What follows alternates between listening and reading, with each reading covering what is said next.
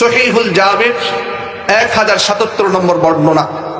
আর ইবনে আব্বাস রাদিয়াল্লাহু তাআলা আনহু قال قال لرجل وهو يعظه اغتنم خمسا شبابك قبل هرمك وصحتك قبل سقمك وغناك قبل فقرك وفراغك قبل شغلك وحياتك قبل موتك। রাসূল করিম সাল্লাল্লাহু আলাইহি ওয়াসাল্লামের বর্ণনা, সহিহুল জামি 1077 নম্বর বর্ণনা। আব্দুল্লাহ ইবনে আব্বাস রাদিয়াল্লাহু তাআলা আনহু বলেন, রাসূল একজন মানুষকে উপদেশ দিচ্ছেন, ইগতানিম খামসান ক্বাবলা খামসিন, 5 জিনিসের পূর্বে 5 জিনিসকে ভালোভাবে কাজে লাগাও। কয় জিনিস? আরো জোরে বলেন, কয় জিনিস? 5 জিনিস। সর্বপ্রথম রাসূল বলেন, শাবাবাকা ক্বাবলা হারামিক, তোমার বার্ধক্যের পূর্বে তুমি তোমার যৌবন কালটাকে কাজে লাগাও। জোরে বলেন না সুবহানাল্লাহ। রাসূল বলেন, ওয়াসিহাতাকা ক্বাবলা সাকমিক, তুমি তোমার অসুস্থতার পূর্বে তোমার সুস্থতাটাকে কাজে লাগাও। ওয়াগিনাকা ক্বাবলা ফাকরিক, তোমার দারিদ্রতার পূর্বে তোমার সচ্ছলতাকে তুমি কাজে লাগাও। 4 নম্বর, ওয়াফারাগাকা ক্বাবলা শুগুলিক, তোমার ব্যস্ততার পূর্বে তুমি তোমার যে ফারাগত রয়েছে সেটাকে কাজে লাগাও। 5 নম্বর রাসূল বলেন, ওয়াহায়াতাকা ক্বাবলা মাউতিক, তোমার মৃত্যুর পূর্বে তোমার হায়াতটাকে তুমি গুরুত্ব দাও। বিষয় কয়টা? কয়টা বিষয়ে কাজে লাগাইতে বলছে? 5টা। সর্বপ্রথম রাসূল বলেছেন, শাবাবাকা ক্বাবলা হারামিক, তুমি তোমার যৌবন কালটাকে কাজে লাগাও। কোন কাল? জোরে বলেন, কোন কাল? যৌবন কালকে কাজে লাগাও। এই যৌবন কাল হলো অনেক বেশি, যৌবন কাল অনেক বেশি মানুষের শরীরে স্পিড থাকে, শক্তি থাকে। আল্লাহ তাআলা নিজেই বলছেন এই যৌবন কাল হলো শক্তিশালী সময়। সূরা রুমের 54 নম্বর আয়াতের মধ্যে আল্লাহ তাআলা বলেন, আল্লাহুল্লাযী খালাকাকুম মিন দুফিন সুম্মা জাআলা মিন বাদি দুফিন কুওয়া সুম্মা জাআলা মিন বাদি কুওয়াতিন দুফান ওয়া শাইবা। আল্লাহ তাআলা বলেন, আল্লাহ তাআলা তোমাদেরকে সৃষ্টি করেছেন দুর্বল অবস্থায়, তোমাদেরকে শিশু অবস্থায় পৃথিবীতে প্রেরণ করেছেন দুর্বল ছেলে। সুম্মা জাআলা মিন বাদি দুফিন কুওয়া, শিশুকালের পরে দুর্বলতার পরে আল্লাহ তাআলা তোমাদেরকে শক্তি দান করে। সুম্মা জাআলা মিন বাদি কুওয়াতিন দুফা, যখন শক্তিশালী হও, শক্তিশালী হওয়ার পরে আল্লাহ তাআলা আবার তোমাদেরকে দুর্বলতার দিকে ফিরিয়ে দেন, আবার তোমাদেরকে একেবারে দুর্বল করে দেন। কি দেন না? দুর্বল হয় কি হয় না? জোরে বলেন, হয় কি হয় না?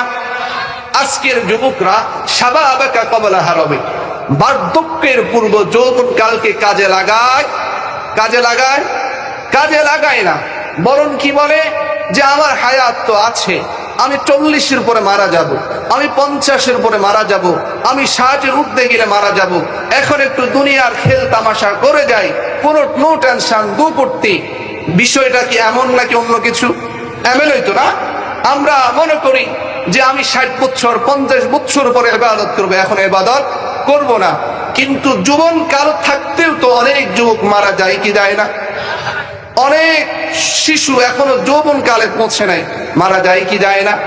দেখেন আল্লাহ তাআলা বলেন সূরা মুমিনের 67 নম্বর আয়াত, হুয়াল্লাযী খালাকাকুম মিন তুরাবিন সুম্মা মিন নুতফাতিন সুম্মা মিন আলাকা সুম্মা ইউখরিজুকুম তিফলান সুম্মা লিতাবলুগু আশুদ্দাকুম সুম্মা লিতাকুনু শুয়ুখা ومنكم من يتوفى من قبل ولتبلغوا أجلا مسمى ولعلكم تعقلون।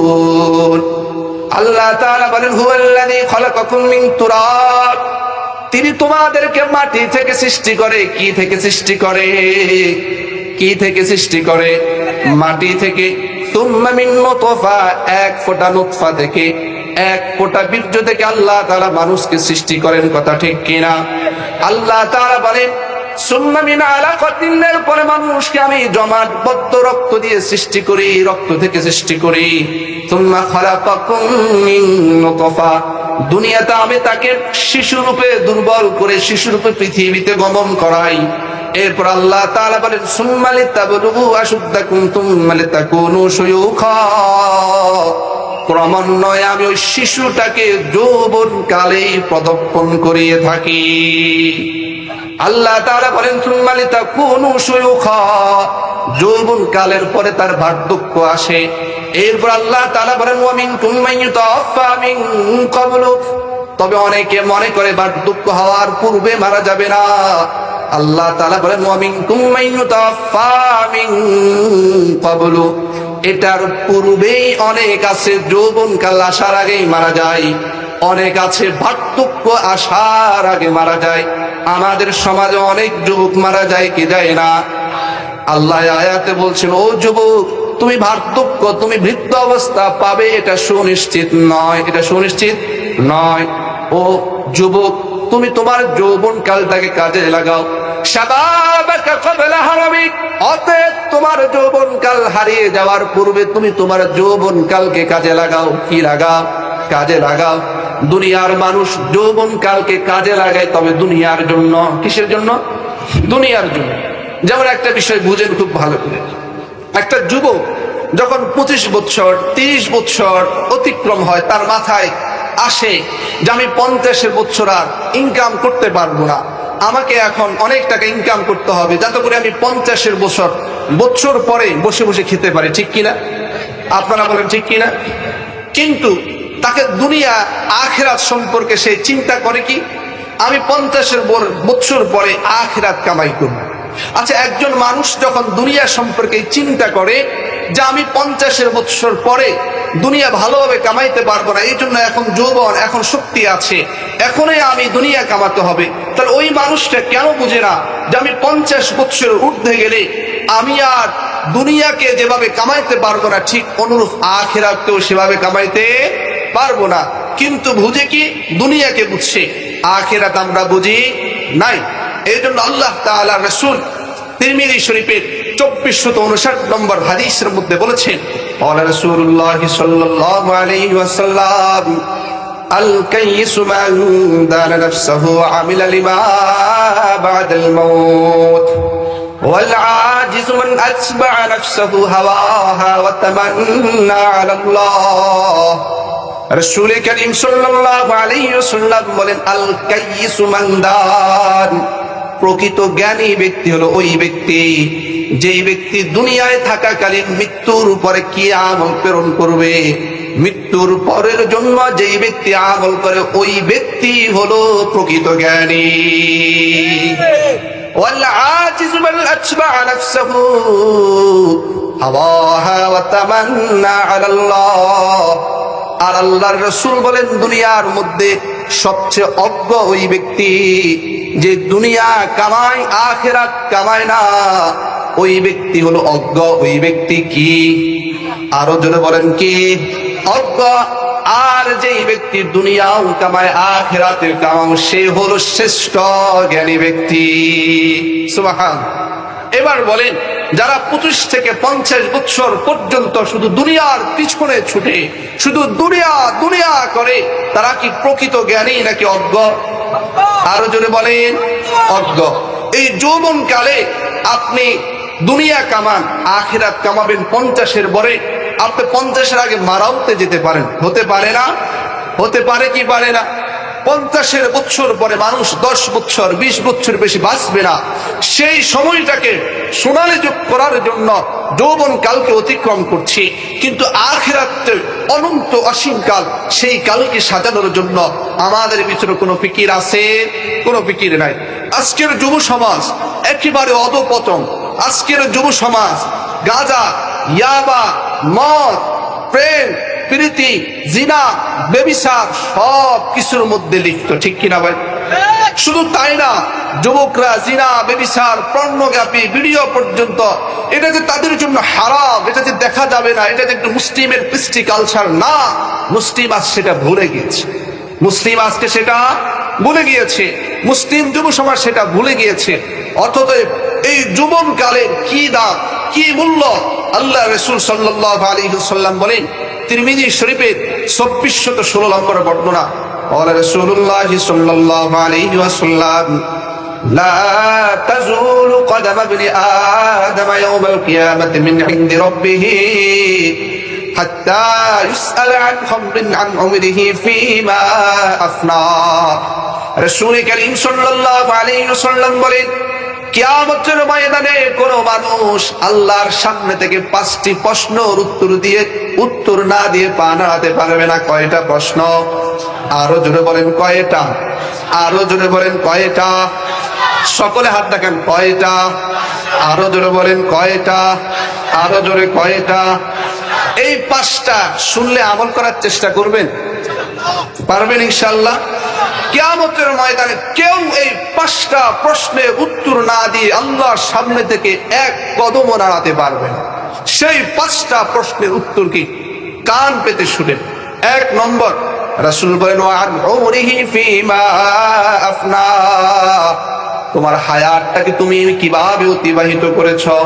তুমি যে 1টা মিনিট সময় পেয়েছ, 1 ঘন্টা সময় পেয়েছ, 1 দিন সময় পেয়েছ, তোমার জীবনটাকে তুমি কিভাবে অতিবাহিত করেছো হিসাব দাও। বলেন এবার হিসাব দেওয়ার সেই সক্ষমতা আমাদের আছে কি নাই? আছে।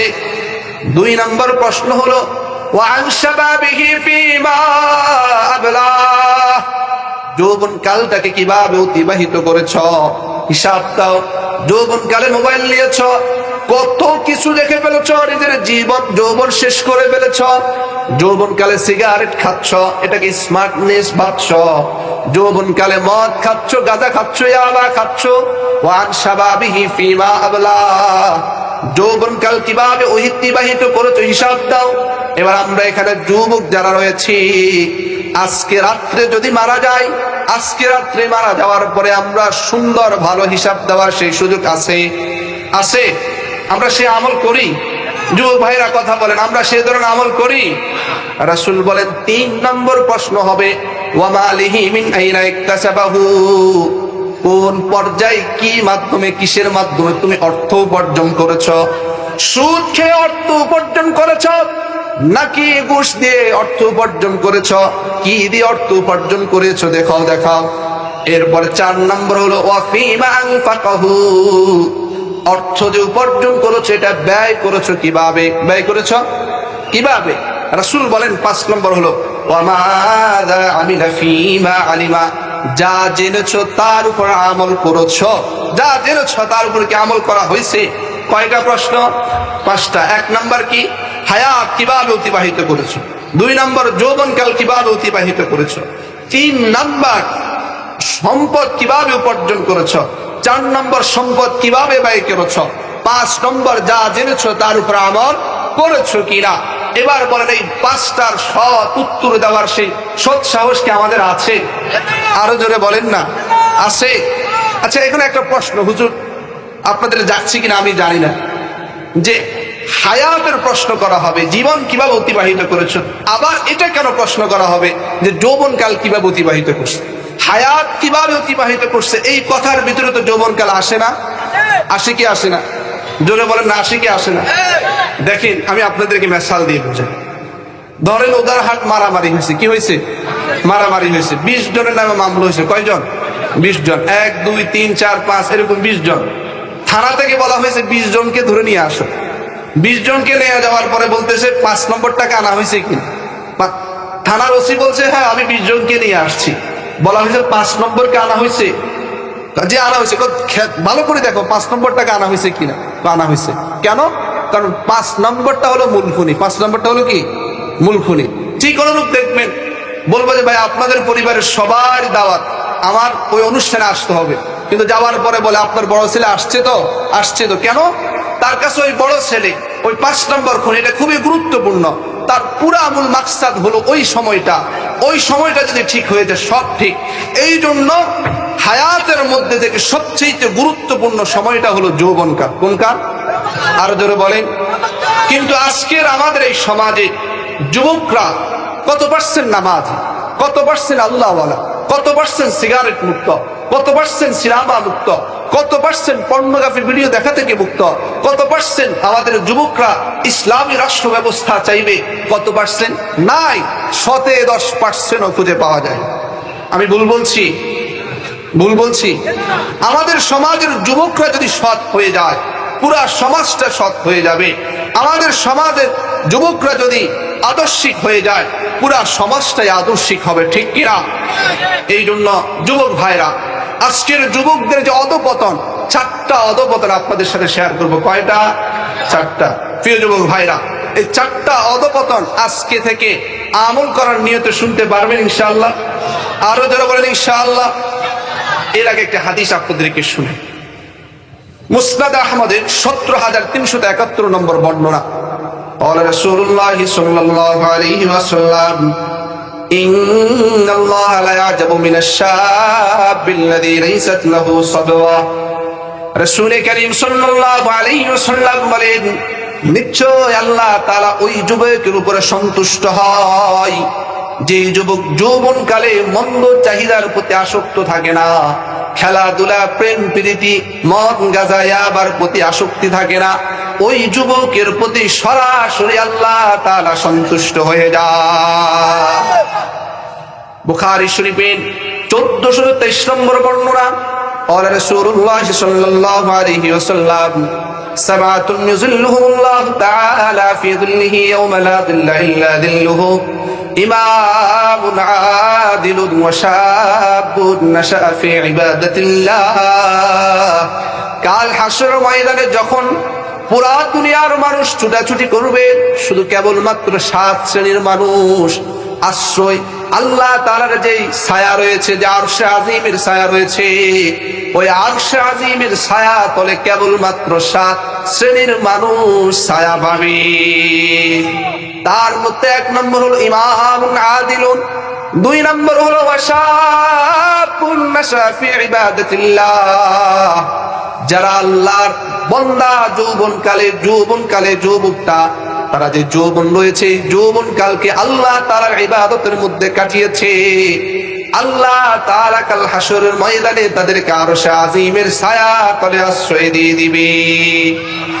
ও যুবক, আমরা এই যে যৌবনকালে অর্থ উপার্জন করি যাতে করে 50-এর পরে ভালো করে খেতে পারি, ঠিক অনুরূপ যৌবনকালে যদি ভালো করে ইবাদত করতে পারি, 50-এর পরে যদি সে ইবাদতগুলো করতেও না পারে, অটোমেটিক আমাদের আমলনামায় আমল উঠতেই থাকবে। সুবহানাল্লাহ। 4টা কারণে যুবকদের অধপতন। কয়টা? 1, এটা যে কোনো কোরআন হাদিসে এভাবে সিরিয়াল বাই দেওয়া হয়েছে বিষয়টা এমন নয়। এটা হলো আমার ছোট্ট অভিজ্ঞতা থেকে আমি বলছি। প্রথম হলো বন্ধু নির্বাচনে ভুল করা। কি? বন্ধু নির্বাচনে ভুল করা। কি বলেন? বন্ধু নির্বাচনে ভুল করা। তিরমিজি শরীফের 2378 নম্বর বর্ণনা। قال رسول الله صلى الله عليه وسلم الرجل على دين خليله فلينظر احدكم من يخالف। রাসূল বলেন, মানুষ তার বন্ধুর রীতিনীতি অনুসরণকারী হয়।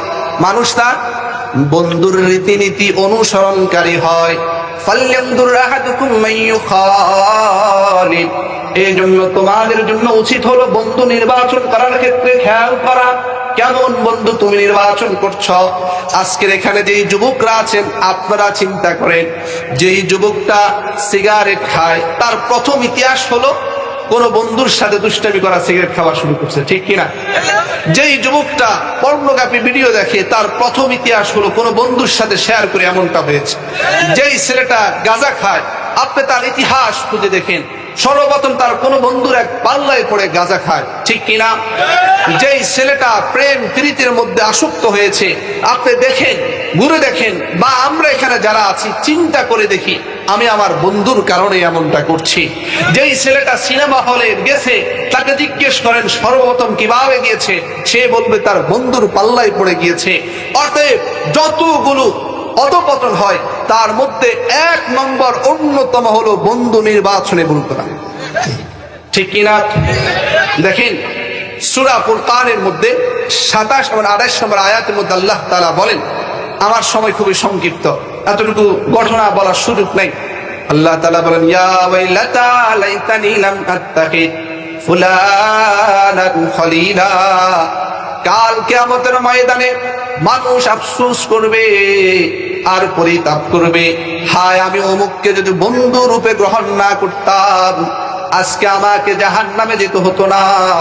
আজকে অমুককে বন্ধু রূপে গ্রহণ করার কারণে আমাকে জাহান্নামে যেতে হয়। বলেন নাউযুবিল্লাহ। এই আয়াত এবং হাদিসের মধ্যে থেকে এই মেসেজটা ভালো করে নিন। বন্ধু নির্বাচনে ভুল হলে আপনার জীবন ধ্বংস, আপনার জীবন কি ধ্বংস। আপনার আজ থেকে বন্ধু হবে যে বিড়ি খায় না, সিগারেট খায় না, ইসলামী রাজনীতি করে, তন্ত্র মন্ত্র রাজনীতি করে, তার সাথে আপনার বন্ধুত্ব হতে পারে না। আপনার বন্ধুত্ব হবে ইসলাম কায়েম যারা করতে চায়। আপনার বন্ধুত্ব হবে যারা সিগারেট খায় না, যারা খারাপ যুবক না, তাদের সাথে যদি আপনি বন্ধুত্ব করতে পারেন এই সমাজটা তখন অধপতনের দিকে যাবে না। 2 নাম্বার, এখানে অনেক কথা রয়েছে, এত কথা বলার সুযোগ আর এখন হবে না। 2 নাম্বার যদি আমরা দেখি, প্রিয় যুবক ভাইরা, আমরা যদি আমাদের নজরটাকে হেফাজত করতে পারি, কি জিনিসকে, নজরকে যদি হেফাজত করতে পারি, ইনশাআল্লাহ বলতে পারি ওই যুব সমাজ আর অধপতন হবে না। বলবেন হুজুর কোত্থেকে বললেন? সূরা নূরের 30 এবং 31 নম্বর আয়াতে আল্লাহ তাআলা বলেন, কুল্লিল মুমিনিনা ইয়াগুদ্দু মিন আবসারিহিম ওয়া ইয়াহফাযু ফুরুজাহুম যালিকা আযকা লাহুম ইন্নাল্লাহা খাবীরুম বিমা ইয়াসমাউন। রাসূল কারীম সাল্লাল্লাহু আলাইহি ওয়াসাল্লাম বলেন, আল্লাহ তাআলা বলেন, ও রাসূল আপনি মুমিনদেরকে বলে দিন ইয়াগুদ্দু মিন আবসারিহিম, তারা যেন তাদের দৃষ্টিটাকে হেফাজত করে। কি হেফাজত করে? আরো জোরে বলেন, কি দৃষ্টি হেফাজত করে। এরপর আল্লাহ তাআলা বলেন ওয়া ইয়াহফাযু ফুরুজাহুম, তারা যেন তাদের যৌনাঙ্গকে হেফাজত করে। যুবক ভাইরা কি কথা বলতেছে? যুবক ভাইরা, আপনাদেরকে শয়তান এখানেও কাজে লাগিয়ে দিছে। শয়তান কি দিছে? কাজে লাগিয়ে দিছে, যাতে করে এই আলোচনা না আসুন, ঠিক কিনা? এর জন্য শয়তানকে বলেন আউট, মার্কেট আউট। এখন তোমাকে কিভাবে প্রতিহত করা যায় সে আলোচনা শোনা হচ্ছে, ঠিক কিনা? আজকে আমরা অস্ত্র তৈরি করতেছি, সামান তৈরি করছি, রাত থেকে কিভাবে শয়তানকে ট্রিক মারা যায়, শয়তানকে কিভাবে শট মারা যায়, ঠিক কিনা? এই জন্য এখন যদি এখানে বসে কথা বলে, তার মানে শয়তানের সাথে এখানে কি করা হচ্ছে? খাতির করা হচ্ছে। আল্লাহ আমাদেরকে হেফাজত করে। তাহলে মন যুবক যদি নজরকে হেফাজত করে, আল্লাহ তাআলা বলেন যালিকা আযকা লাহুম, এটা তাদের জন্য অনেক অনেক বড় পবিত্রতার মাধ্যম। সুবহানাল্লাহ। এই জন্য কোন যুবক যদি কোনো নারীর দিকে দৃষ্টি দেয়, তার মনের ভিতরে ওয়াসওয়াসা আসে, সে আস্তে আস্তে দিন থেকে, ইসলাম থেকে দূরে সরে যায়। কোন দিকে সরে যায়? দূরে সরে যায়। এই জন্য আমরা একটা যুবকরা বলে, হুজুর একবার দেখা যায়, বলে কি বলেন? একবার দেখা যায় কোথায় পাইলে? মুসলিম শরীফের 5537 নম্বর বর্ণনা এসেছে, قال رسول الله صلى الله عليه وسلم عن نظر الفجاءة فأمرني أن أصرف بصري। রাসূলকে জিজ্ঞেস করা হয়েছে, যদি আমার হঠাৎ দৃষ্টি পড়ে যায় আমার করণীয় কি? আল্লাহ রাসূল বললেন, সাথে সাথে তোমার দৃষ্টিটাকে ফিরিয়ে নাও। সাথে সাথে দৃষ্টিটা কি নাও? ফিরিয়ে নাও। একবার দেখলে তো দেখতে আছে। এই যদি দেখতে থাকেন, নিজের অধপতন কখনো ঠেকাতে পারবে না। এই বিষয় নিয়ে আমার লম্বা ছড়া ইউটিউবে একটা আলোচনা আছে, চোখের জিনা থেকে কিভাবে বাঁচবো, চোখের কুদৃষ্টি থেকে কিভাবে বাঁচবো। সেখানে প্রায় 25-30টা আয়াত হাদিস নিয়ে আলোচনা করা হয়েছে, আমরা সেটা দেখে নেব ইনশাআল্লাহ। তাহলে অধপতনের দ্বিতীয় কারণ হলো দৃষ্টি হেফাজত না করা। দৃষ্টি হেফাজত না করা, যখন চোখে দেখে তখন তার সাথে কথা বলতে মন চায়, তখন তাকে হাত দিয়ে স্পর্শ করতে মন চায়, তখন তাকে নিয়ে অনেক মনের বাসনা কামনা জাগ্রত হয়, এখান দিয়ে তার পড়াশোনা নামাজ সব শেষ, ঠিক কিনা ভাই? এই জন্য আমরা এই কাজগুলো করার খুবই খেয়াল রাখবো ইনশাআল্লাহ। 3 নাম্বার, কয় নাম্বার? 3 নাম্বার যুবকদের অধপতনের কারণ হলো অপসরতা। কি অপসরতা? বুখারী শরীফের 6412 নম্বর হাদিস, قال رسول الله صلى الله عليه وسلم নি'মাতানি মাগমুনুন। রাসূল বলেন, দুইটা এমন নিয়ামত রয়েছে, যে দুইটা আমলের কারণে অনেক মানুষ ধ্বংস হয়ে যায়। দুইটা নিয়ামত রয়েছে, যে দুইটা নিয়ামতের কারণে অনেক মানুষ ধ্বংসের মধ্যে নিমজ্জিত। 1 নম্বর হলো as-সিহহা, সুস্থতা। আরেক নাম্বার নেয়ামত হলো অবসরতা। অবসরতা যখন মানুষের ভিতরে থাকে তখন মানুষ বেআমলের মধ্যে লিপ্ত হয়, তখন মানুষ খারাপ কাজের মধ্যে লিপ্ত হয়। এই জন্য কখনো অবসর আর তার মধ্যে থাকা যাবে না, সবসময় কাজের মধ্যে লিপ্ত হওয়া। একটা মানুষ পুরা দিন ডিউটি ছিল, রাতের বেলা আসে সেই খারাপ কাজের মধ্যে লিপ্ত হয়ে যায়, যেহেতু তার অবসরতা ছিল। এই জন্য যুবকদের অধপতন ঠেকাতে হলো পুরা বাংলাদেশের যুবকদের কর্মের ব্যবস্থা করতে হবে। 4 নম্বর যুবকদের অধপতনের মূল যে 4 নম্বর কারণ, সেটা হলো শিক্ষা না থাকা, ধর্মীয় শিক্ষা না থাকা। দেখেন একটা বিষয়, কোরআন যখন নাজিল হয়েছে রাসূলকে সর্বপ্রথম বলা হয় নাই যে নামাজ পড়েন, রাসূলকে সর্বপ্রথম বলা হয় নাই শিরিক ছাড়েন, রাসূলকে সর্বপ্রথম বলা হয় নাই মদ খাওয়া ছাড়েন, রাসূলকে সর্বপ্রথম বলা হয় নাই রোজা রাখেন, রাসূলকে সর্বপ্রথম বলা হয় নাই যে আপনি এটা ছাড়েন, বরং রাসূলকে সর্বপ্রথম বলা হয়েছে ইকরা বিসমি রাব্বিকাল্লাযী খলাক, আপনি পড়ুন আপনার প্রভুর নামে যিনি আপনাকে সৃষ্টি করেছেন। আজকের যুব সমাজের ভিতরে যদি যুবকদেরকে যদি কোরআন এবং হাদিসকে যদি পড়া হতো, যদি অ্যানালাইসিস হইতো, যুবকরা তন্ত্রে মন্ত্রের পিছনে দৌড়তো না, এই কোরআনের পিছনেই দৌড়তো, ঠিক কিনা? এই জন্য কোরআনের পিছনে দৌড়তে হলে যুবকদের অধপতনের অন্যতম একটি কারণ হলো পড়াশোনা না করা। কি করা? পড়াশোনা না করা। এই জন্য পড়াশোনা আমাদেরকে করতে হবে ইনশাআল্লাহ। দেখেন এই যে একটা বই, এই বইটার নাম হলো যেভাবে আল্লাহকে ভয় করব, যেভাবে আল্লাহকে ভয় করব। এই বইটা আমার নিজেরই লিখিত, আমার এই 3 নম্বর বই এটি। এই বইয়ের ভিতরে আমাদের আমলগুলোর ক্ষেত্রে আল্লাহকে কিভাবে ভয় করব, যুবকদের অধপতন কিভাবে ঠেকাবো, আমরা সংসারে বরকত নাই, রহমত নাই, এগুলোতে কিভাবে বেঁচে আসব, এবং কবরে মৃত্যুবরণ করলে কি সুয়াল হবে, কি জবাব হবে, এবং মৃত্যুবরণ করলে কোন আযাবের কারণে কি শাস্তি হবে, আমি যেই ধাঁচে আলোচনা করেছি কোরআন হাদিস ব্যতীত একটা কথাও পাবেন না, অমুক তমুক বলছে সেটাও পাবেন না। সরাসরি কোরআন এবং হাদিস থেকে সেই বিষয়গুলো এখানে লিপিবদ্ধ করেছি। সকলে বলেন না আলহামদুলিল্লাহ। দেখেন আমি তো ওয়াজ করেছি, ওয়াজ শেষ, সব শেষ। এই বইটা লিপিবদ্ধ করা হয়েছে বন্ধু নির্বাচনে করা। কি করা? বন্ধু নির্বাচন করা। আমরা সকলে বইগুলো নেওয়ার চেষ্টা করবো। বই আছে 20, 25, 20, এখানে মানুষ আছে 4, 5, 1, 1,500। সকলকে সকলগুলো দেওয়া সম্ভব হবে না, যারা পারে নিয়ে নিব। আমরা কথাগুলো আবার বলছি। প্রথমটা কি? বন্ধু নির্বাচন। আচ্ছা আপনারা বলেন না, এখানে যারা আছেন, আমাদের জিন্দেগিতে ঘটে যাওয়া যতগুলো খারাপ কাজ আছে, আপনি 1 মিনিট চিন্তা করে দেখেন, 80%, 90% বন্ধুর কারণে। কিসের কারণে? বন্ধুর কারণে। এই জন্য আমরা যারা মুরব্বী রয়েছি, আমাদের সন্তান নির্বাচন করার ক্ষেত্রে আমাদের সন্তান কার সাথে চলাফেরা করছে, এটা আজ থেকে সজাগ দৃষ্টি রাখবো। 2 নাম্বার কি বললাম? কি বললাম? জি জি বলেন। হ্যাঁ ভুলে গেছেন? জি কি 2 নম্বর কি? দৃষ্টি হেফাজত। দৃষ্টি হেফাজত করবো তো ইনশাআল্লাহ। আরো জোরে বলেন, নাকি একবার দেখার কথা 5-6 বার দেখবেন?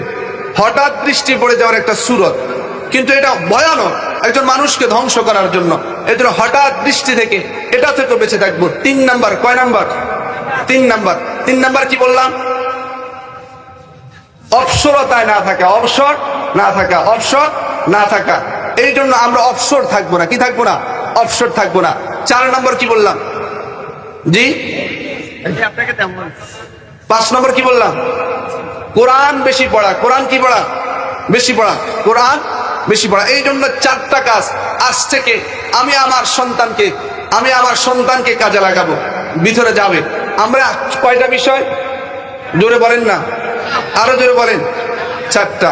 প্রিয় যুবক ভাইরা, আমাদের হুজুর চলে আসছেন, আমি শেষ করে দিচ্ছি। আজকের এই আলোচনা থেকে ইনশাআল্লাহ সংকল্প করেন, ইচ্ছা পোষণ করেন, আমার জীবনে আমি বন্ধু নির্বাচন করার ক্ষেত্রে সঠিক সিদ্ধান্ত নিব তো ইনশাআল্লাহ। আরো জোরে বলেন ইনশাআল্লাহ। আল্লাহ তাআলা আমাদের সকলকে এই 4টা সিদ্ধান্ত, সরাসরি 4টা সিদ্ধান্ত উপনীত হওয়ার